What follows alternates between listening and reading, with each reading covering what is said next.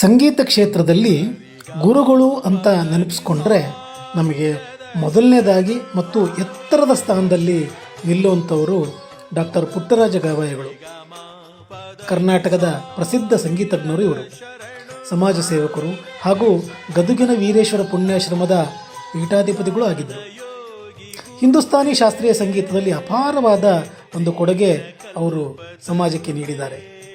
ದೃಷ್ಟಿಹೀನ ಮಕ್ಕಳಿಗೆ, ಅನಾಥ ಮಕ್ಕಳಿಗೆ ಶಿಕ್ಷಣ ಹಾಗೂ ಸಂಗೀತ ತರಬೇತಿ ನೀಡುವ ಮೂಲಕ ಸಾವಿರಾರು ಜನರ ಬದುಕಿಗೆ ಬೆಳಕಾದವರು ಇವರು.